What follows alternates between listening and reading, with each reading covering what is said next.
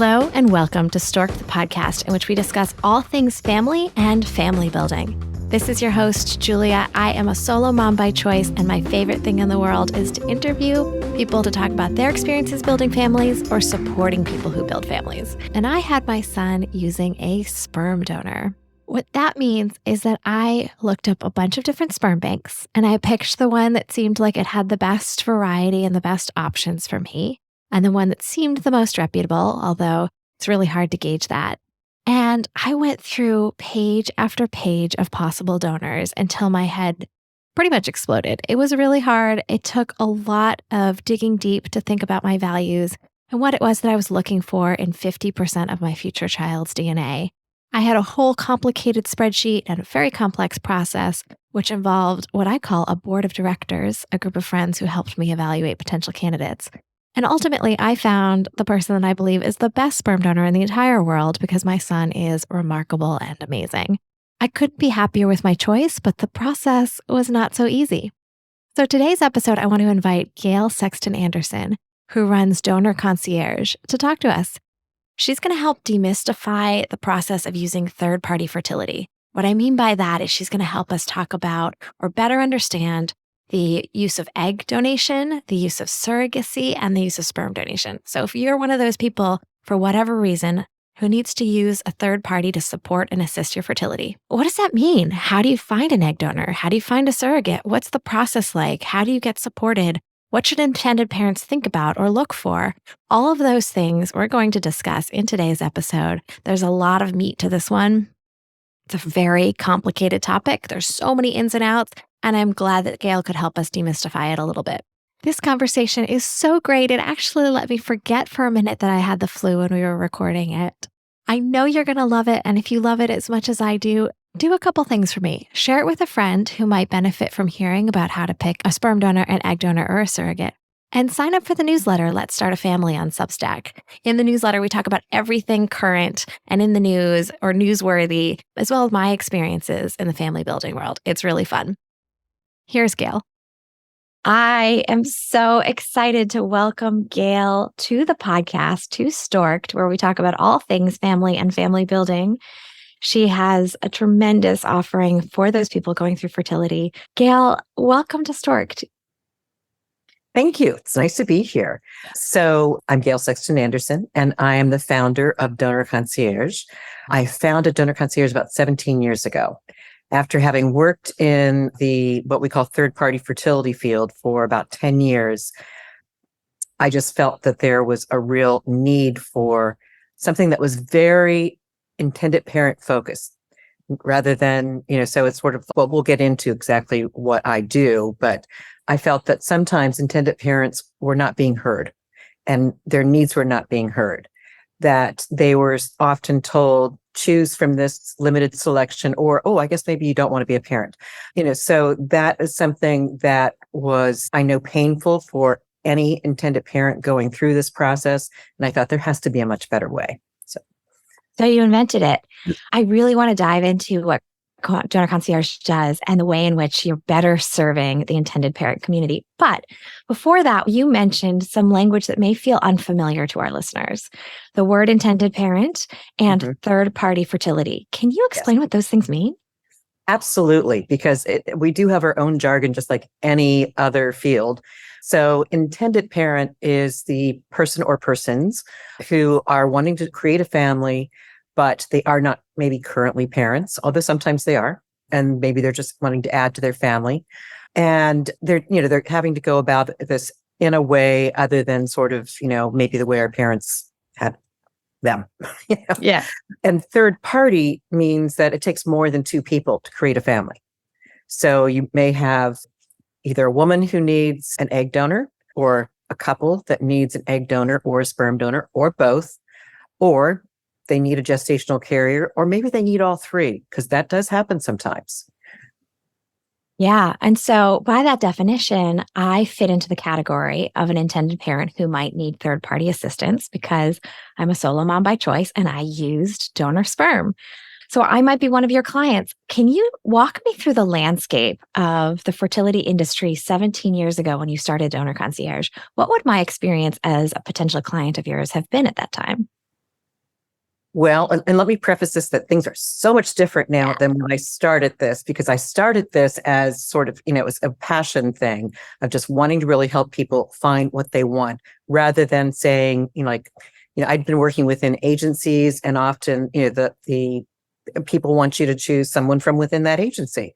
Mm-hmm. And what I found was that I would work very hard to try to find someone, say, within the agency that I was working for, but maybe there wasn't someone. And so what I would do is I would say, so here are some other agencies that I think maybe, I know them to be reputable. Why don't you, check in to see, who they have? And people would come back to me and say, I found someone, not with me, but someplace else, which was totally fine for us. I was concerned. Mm-hmm. And I really appreciated talking to you. It really helped to, talk to you and be able to find, what I wanted to find. Because too often they're, told to just focus on, like eggs are eggs, which of course they're not. Every egg carries with it all kinds of genetic information that is going to be, who your child's going to be someday. So it's a much more difficult decision than, say, any other type of tissue that you may need a donor for. Yeah, it's such a good point. And so what I'm hearing, and I'd love for you to describe exactly what Donor Concierge does, is that you are agency agnostic, that you're helping people find the right solution regardless of where that solution is. What does that look like? Exactly. Well, it's sort of, we've been kind of called an agency of agencies because we work closely with agencies, but we get no referral fees from agencies. We don't get any referral fees from clinics. We're paid only by intended parents. So we're only working for the intended parent. So someone would come to us and say, I'm really having a hard time finding, well, my very first client was someone looking for a Chinese donor. And at that time, and this was actually more than 17 years ago, this woman would call me like every few months to say, do you have any Chinese donors? And so when I finally decided that I wanted to, start this Donor Concierge, she was my first client. And the thing is that no one agency is going to have a plethora of Chinese donors. Mm-hmm. And that's true, whether it's, you're looking for Chinese, Jewish, African-American, a whole variety of ethnic backgrounds and even if you're looking for a Caucasian donor, which we think, oh, that should be easy, it's not. So what I started doing was reaching out to many different agencies, finding out who they have for donors, sharing those profiles with my clients, and helping them to, work through the process.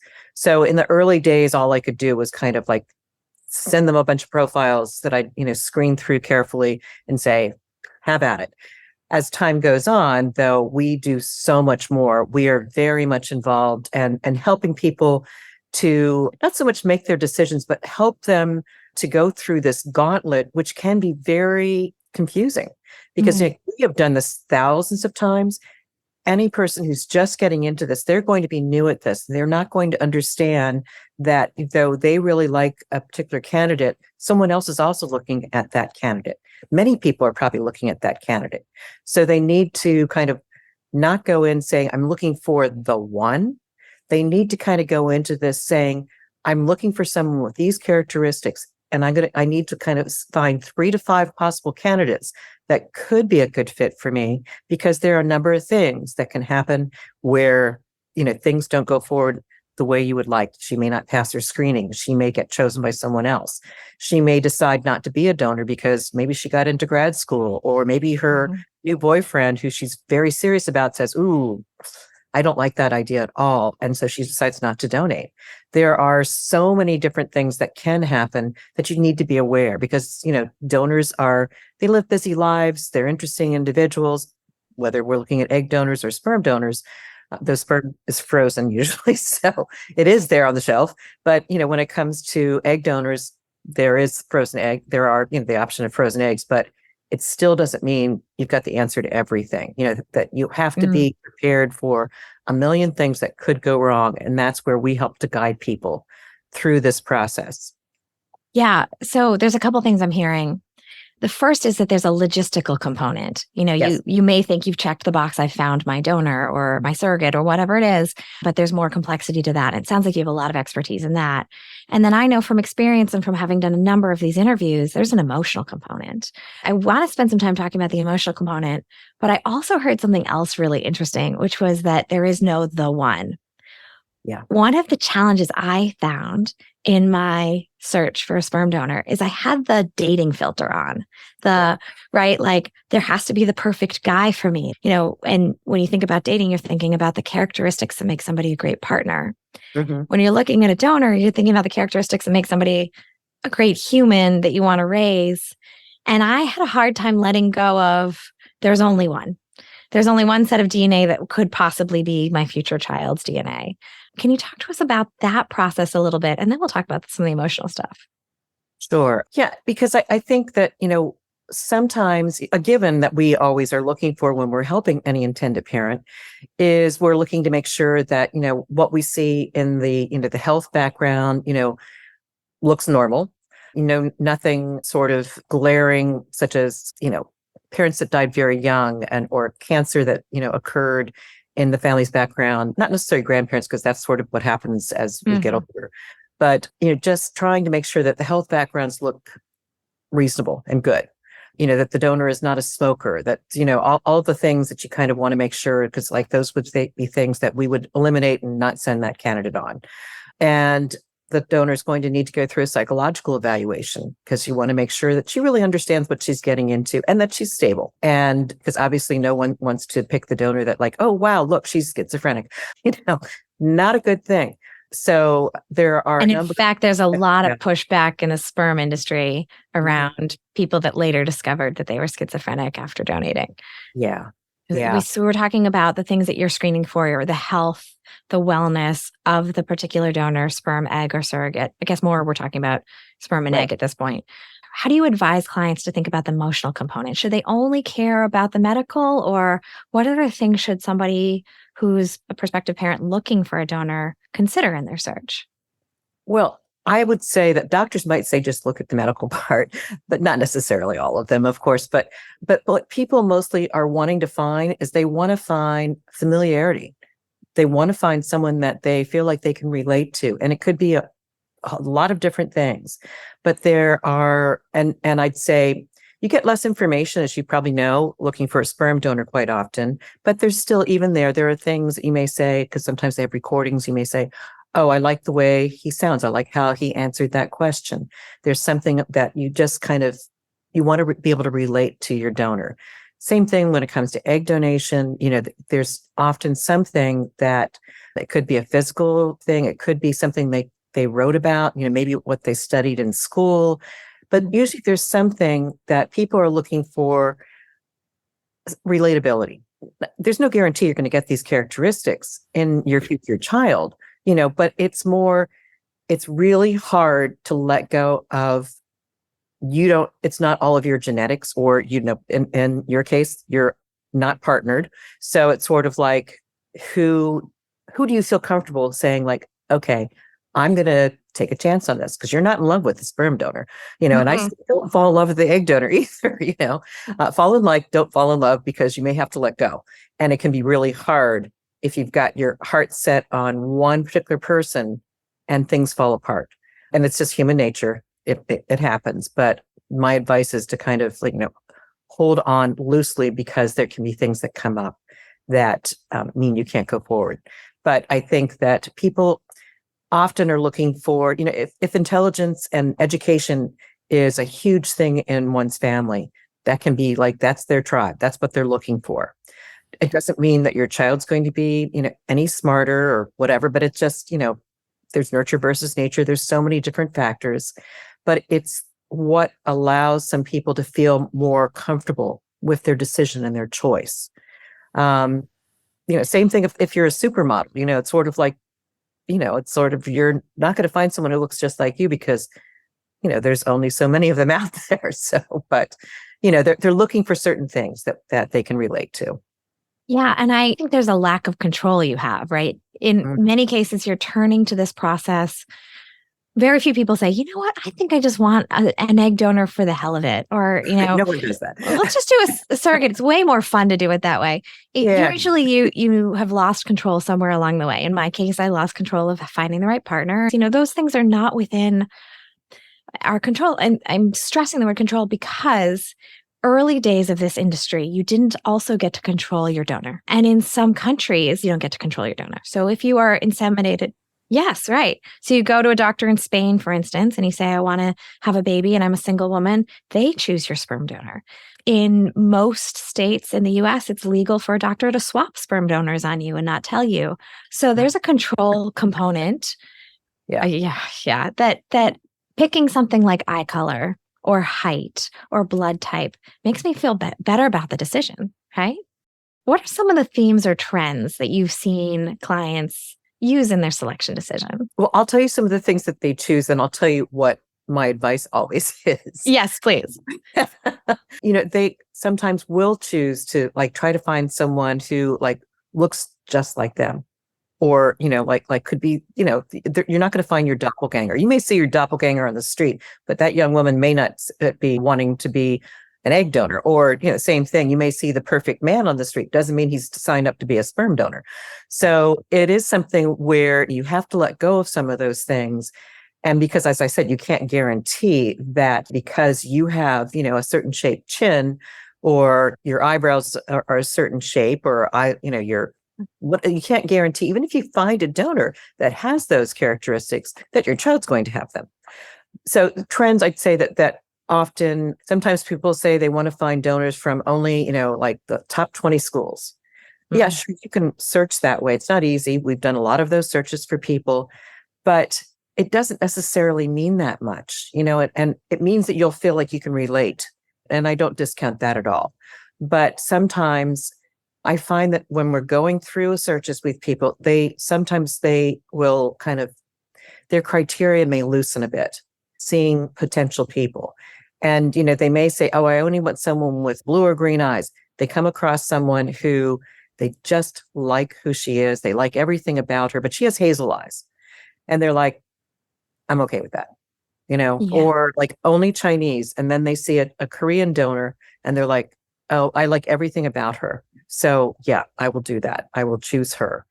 What I always say to people is look for someone who looks like they could fit into your family and that you like who they are.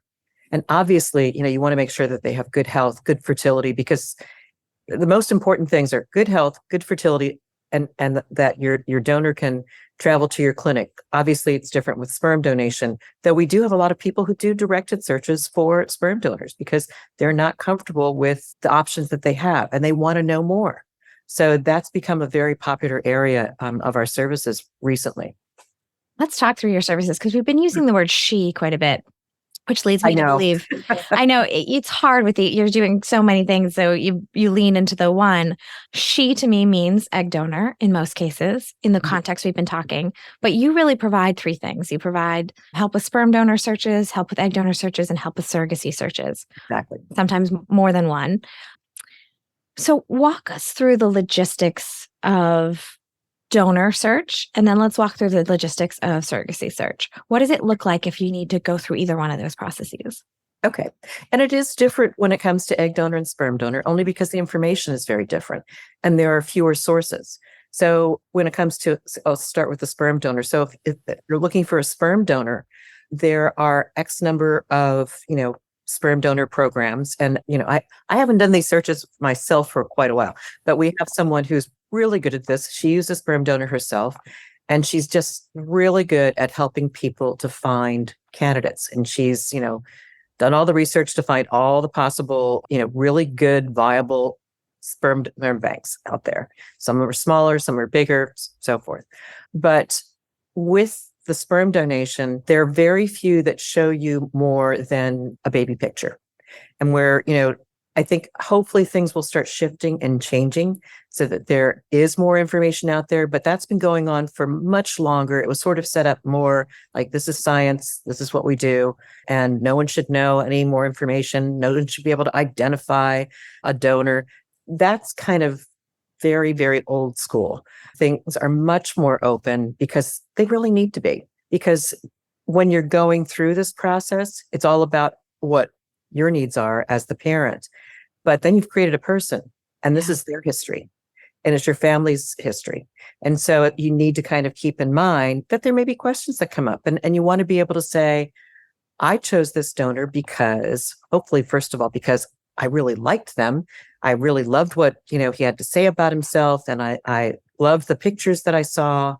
And so I just felt like this would be a good candidate to help build my family, our family. Because you always want to make sure, like once you have a child, it's not just your family. So same thing with egg donation. But egg donation, you get to see a lot more pictures. They have much more detailed profiles when it comes to what's your favorite color, what's your favorite books. Some of these things sometimes may seem, not that important, but they can be really important because, let's say you both share the same interest and you have the same favorite book. If you're a big reader or whatever, that's something you relate to. And you kind of go like, I can feel good about this choice. And it's really important to the future child.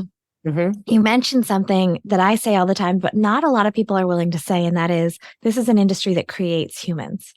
And so their emotional needs, their medical needs have to be considered. And I didn't frankly consider it initially when I was going through my choice. So it's not just important that you relate, but at some point your kid's going to say, hey, did my biological or gestational person have a favorite color? And we want to feel connected in some way to 50% of their DNA. So I think it's really important to have and collect all those pieces of data for your future child. Absolutely. And the thing is that, you are the parent. I haven't run into situations where, older children are now kind of going like, oh, you're not my real parent.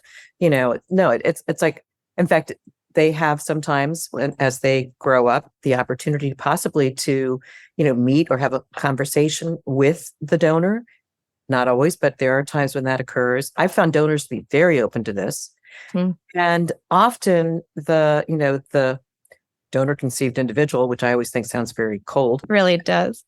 It's sort of like they may have that meeting and they're like, yeah, that's good. I'm going home to my parents, my real parents, the people that raised me. Because I do sometimes have, and this could be not good for me to say, but I have an issue with the idea of referring to a donor as the biological mom or the biological dad, because it's not a birth mom. It's not, because like the person who donated, their intention was to help someone else, not to create a family for themselves. Yeah. Their whole intention was to help someone. And, I want to be sensitive about that because I don't want donor conceived individuals to feel like that's being discounted. But just like with adoption, the person who raised you is your parent. The other person is a genetic relative. And so that is, how I think of them as they're a nice human being, but they're a genetic relative. They're not a parent. Thank you for bringing that out. It is such a tricky thing to talk about. The right language is really hard to find. And the industry is shifting quite a bit because the people who were donor conceived in the earlier days of the industry are now adults, some of whom are finding out they're donor conceived for the first time. Kerry Washington, who's a famous celebrity, just came out and found she was donor conceived. And there's some people are going through an identity crisis, which is causing the industry to rethink some of its practices, namely anonymous donation. And I think as a result, we have to rethink some of the languaging, right? So I really appreciate your taking a moment to talk about how you see it. Absolutely. So I've always felt like it should be open. And granted, I've spent most of my career, which is almost 30 years doing this now, in California, where we tend to be a bit more open about these things. I think it's now occurring more on the East Coast as well as, the middle of the country.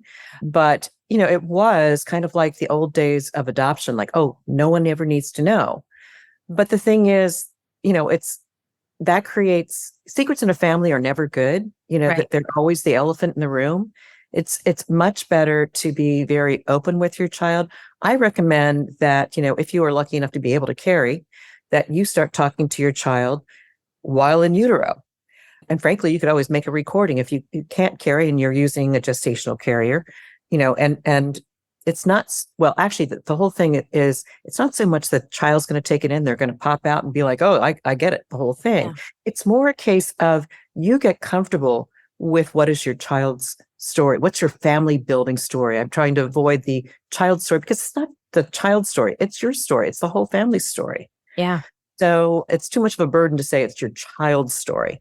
It's the family story. But it's also too myopic to say, or too narrow to say, it's my story, and ignore that the child has Yes. a story too. And it can be hard to think about that because the kid doesn't exist yet.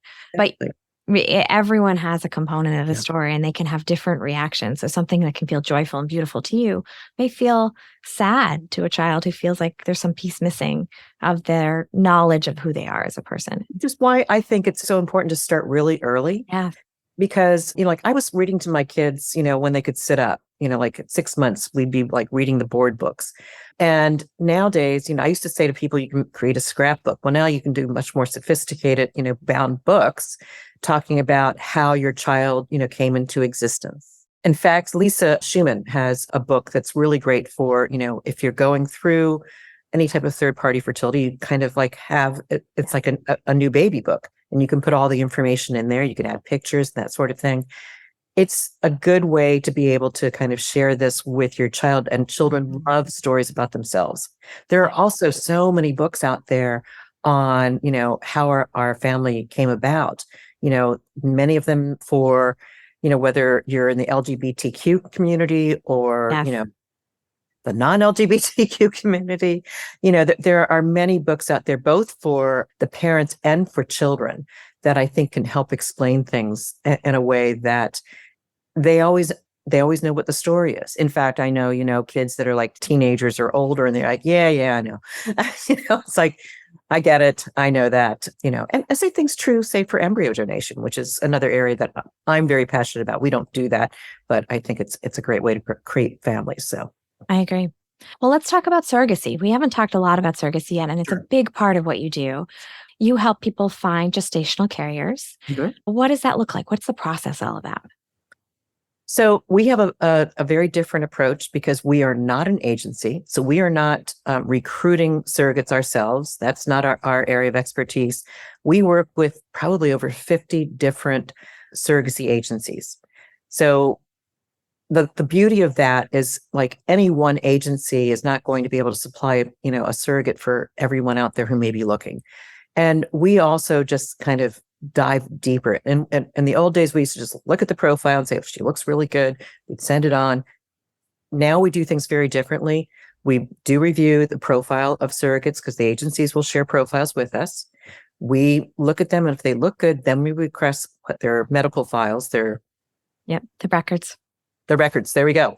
Yep. The records, so that we can review them. We have a team of people who do that specifically, and who are like, were educated within a fertility clinic, that was their job at the fertility clinic. Now that's what they do for us. Mm-hmm. So that before we even share that profile with our intended parents, we've reviewed that. We also work very closely with the clinics. So we know what their clinic's criteria is, what they want to see in any surrogate candidate.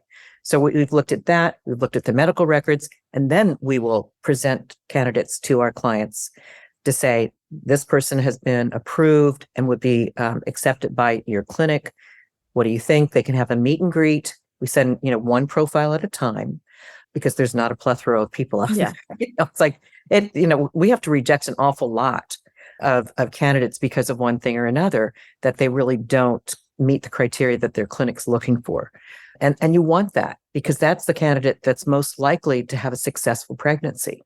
So, and because we are drawing from so many different agencies, we're able to help our clients find surrogate candidates very quickly, sometimes like right away, because we've already reviewed these. And so we're already aware. And so it's something like, unless they're going to be very particular about certain things, like they may say, I want someone who lives within, X radius of where my physician is. Anytime you're kind of like limiting by a factor like that, it's going to take longer, and you're going to see fewer candidates if you're going to do that. And surrogates do travel. So that's something that, occurs all the time. It's interesting because when you were first talking about that component of your business model, I was thinking about as far as I understand the surrogacy process, there's two things that are lacking transparency in the industry. Mhm. And one is the timeline. You hear rumors it'll take years. And the second is the cost.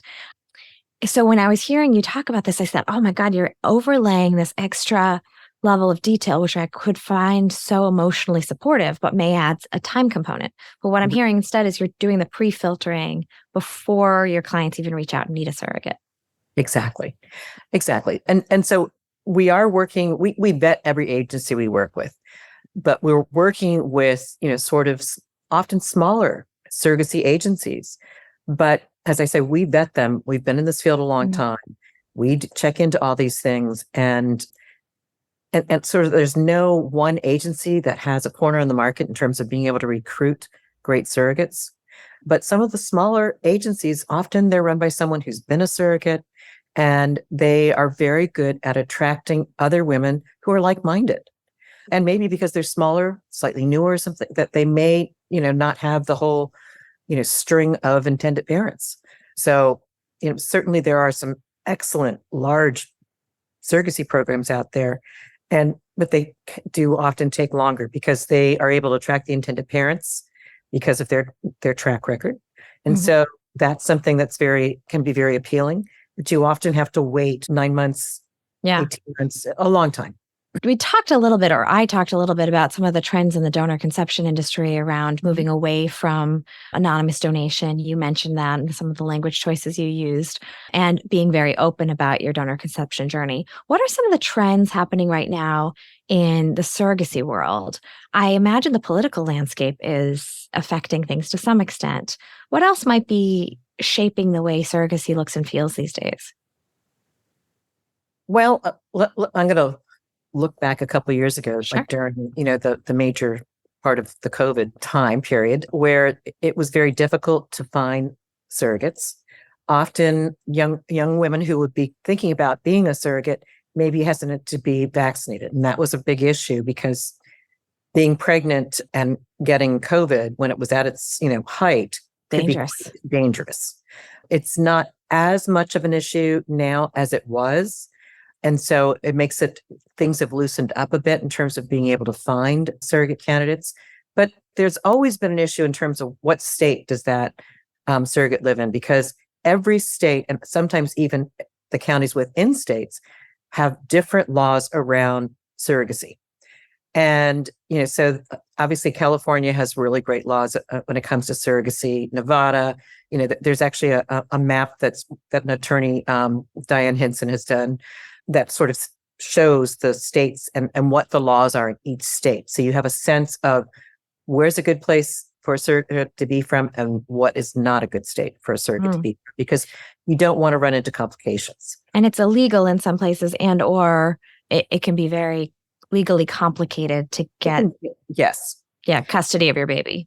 Well, it's more a case of who is identified as being the parent, whose name is going to be on the birth certificate.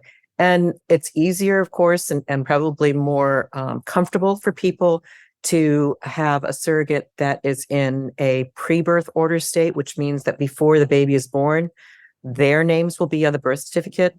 But it doesn't usually take that long, even if you're in a post-birth order state, to have that transaction take place and have the names changed on the birth certificate from the surrogate, because the person who gives birth in some states is considered to be the mother, even though she's not genetically related to the child.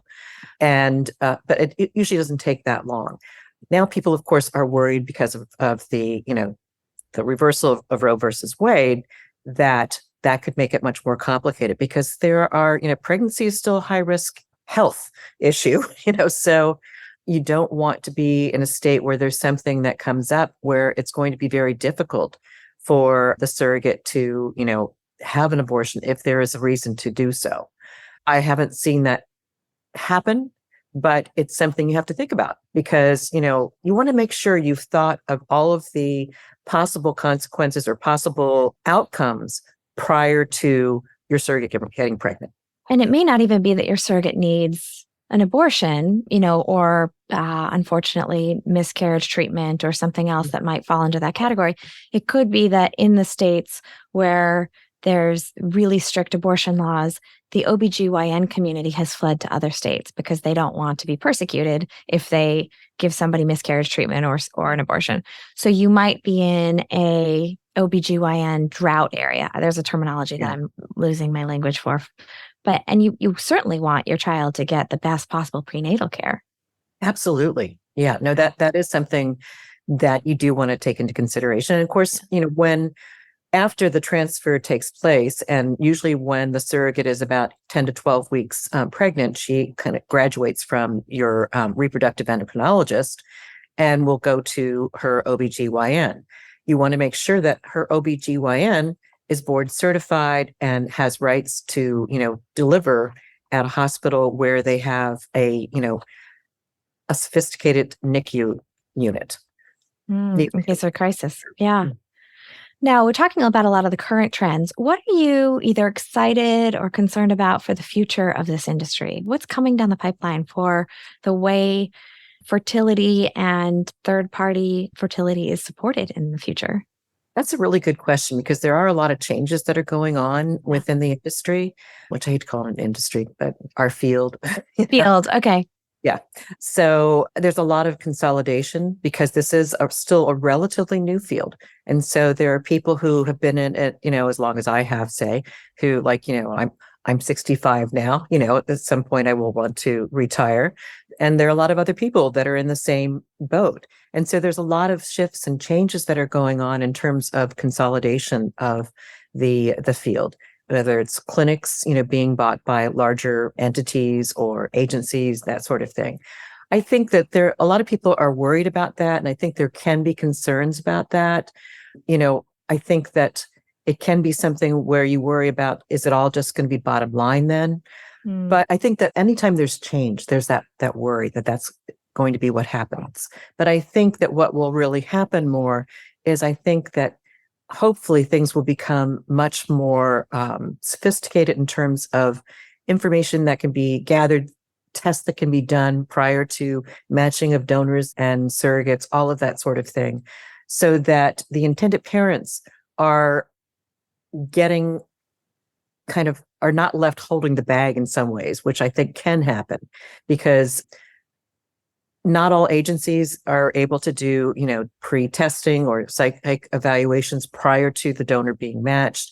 But in some ways, these are things that you kind of have to think about. And I think things are going to start shifting and changing. But it's been something where, often agencies are, they're not a big business. And so doing all of that in advance is something that, they just can't always afford to do. They don't know if this person will ever be selected. So they often will wait until they are chosen by someone. It's obviously different when it comes to sperm donation because that's frozen. Yeah. And so there is a trend toward feeling like it's all going to be frozen at some point. I don't think it will be. I think that that there may be more of a trend that way, but I think there's always going to be people who they're going to be more comfortable and having more control. Because when it comes to frozen eggs, they're usually, you're going to be able to retrieve X number of eggs from any particular donor, and then they're going to be frozen in lots of, say, 5 or 6 eggs. And if you want to just have, say, one child, that might be fine, even if you buy 2 lots of eggs. Though, frankly, if you buy 2 lots of eggs, you may as well have gone through a fresh cycle because you get all of the eggs. But let's say, that's not necessarily the case. But let's say that you buy one lot of eggs, and then maybe they have guarantees for frozen egg donor programs that you get a guarantee of having a live birth, but what intended parents don't always know is they're not saying that same donor is going to keep popping out eggs, that they're going to freeze and that will be available to you. It's not like sperm donation where they can go back maybe over and over again. Egg donation, a young woman, according to ASRM's guidelines, and we follow those guidelines, they can donate up to 6 times in their lifetime. Not every young woman's going to want to do it 6 times. They may do it once, they may do it 2 or 3 times. It's not unusual to stop after 3 times. And so the donor that you're choosing, if it doesn't work with the frozen and they say, oh, you can choose another, it's a different person that you're choosing. So you have to kind of go through that whole psychological, emotional process again. So you have to let go anytime, like anytime things are narrowed, you have to let go of more things. I'm not saying that's a bad thing. It's just something to be aware of. And, I have spoken with people who did choose to go with frozen eggs. And this one young woman that I was speaking to, she was like, I've got like 5 that I really like. My mom doesn't like them all, but I'm really happy with any of them. And in that situation, I have to say, you might want to just make this decision without your mom's advice in this case, because if you're happy with any of them, she's not going to know which one you've picked.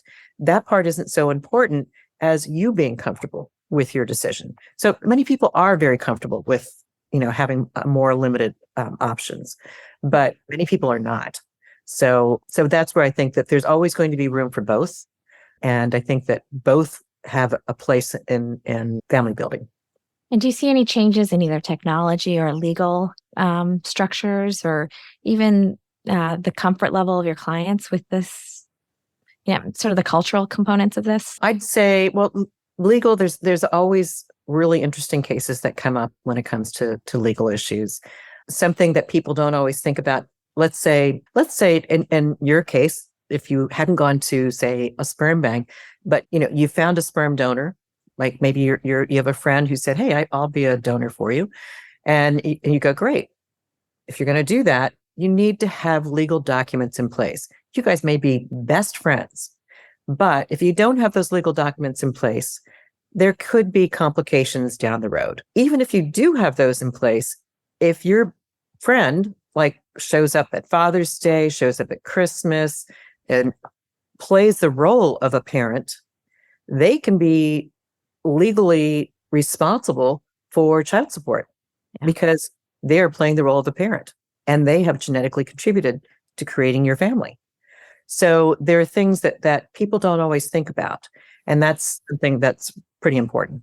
Actually, that's exactly why I ended up going with a sperm bank. Was I did some research, and Massachusetts was one of those states that didn't have enough case law around solo parents using known donors.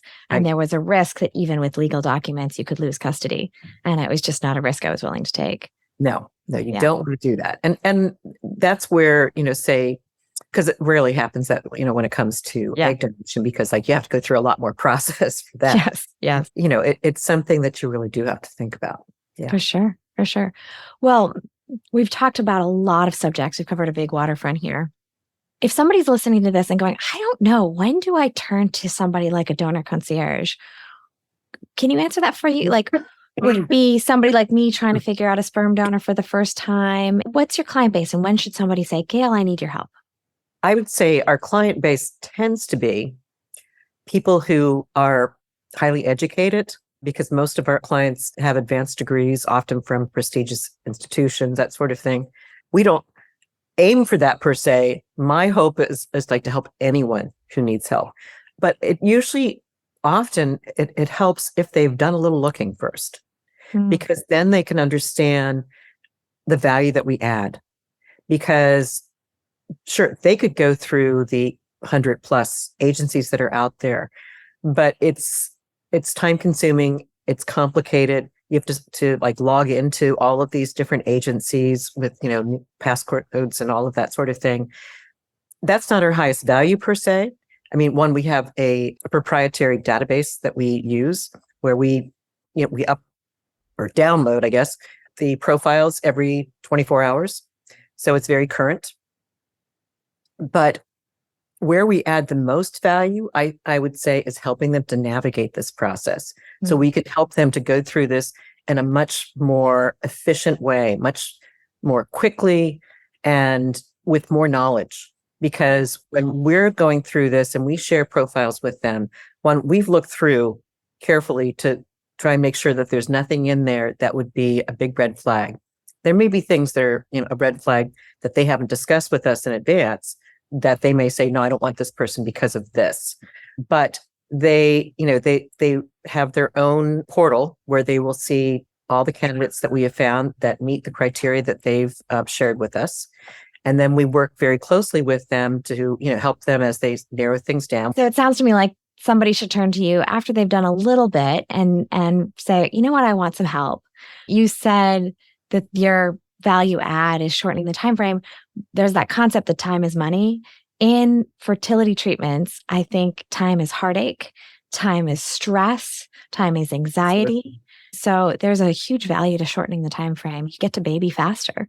You do. You get to baby faster. Plus, you sort of have a friend for a season with us because, we're on your side. We're only being paid by you. We have no incentive to send our, donors from any specific agency to you or, surrogates or any. It's more like we're out there looking, trying to help you find what's important to you. Mm-hmm. And, there's a free consultation that we start with anyone who calls us to find out, we always want to know what has been your fertility history up to this point. And then from there, they say, this is what's important to me. What does that mean to you? If they say, I want someone who's smart, what does that mean to you? Does that mean you want them to have, a 4.0? Does that mean you want them to come from specific schools? Or does that mean, you just want them to be college educated? Or if you say pretty, what does pretty mean to you? We have them send us pictures of themselves at different points of their life. So we have a little bit of an idea of what could fit into their family, and sometimes pictures of family members as well. That's so interesting. And so that's the perfect lead in because these nebulous ideas, smart, pretty, kind, they're really hard to quantify. The other one that's hard to quantify or qualify is family. So I'm going to ask you the question, what does family mean to you? What does family mean to me? That's a really good question. Family means to me, I would say, love and support and caring. I have 2 children of my own who are now grown, and they're the most important people in my life. And I think my husband would say the same thing. Obviously, I love my husband too. And I was lucky enough to have them the old-fashioned way. But I know that people that I know have either adopted or created their family through donor, they feel the same way. I've done a lot of interviews with past clients to say, so is there anything you would do differently? And I remember one woman who's just said, she has a 5-year-old, I think now, that she threw up her entire pregnancy. And she said, I'd do it all over again. Yeah. Just because her child is just her heart. And so that's what I think family is heart. It's just like, it is, at the core of, the most important thing in life. I agree. And thank you for helping so many people build their families. If we want to find you, where do we find you? What's the website, Instagram, whatever it is? Absolutely. It is donorconcierge.com. And same thing when it comes to Instagram. We're there too. Yeah. Well, it's such a pleasure to spend time with you today. Thank you for sharing everything you can about this industry in a very short period of time. Thank you.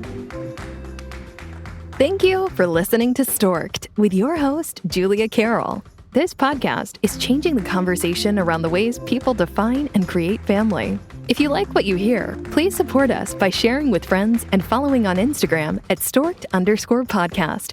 We also always appreciate it when you rate and review us wherever you listen to your favorite podcasts. For more information, visit storkedpodcast.com to sign up for our newsletter. That's STORKD podcast.com.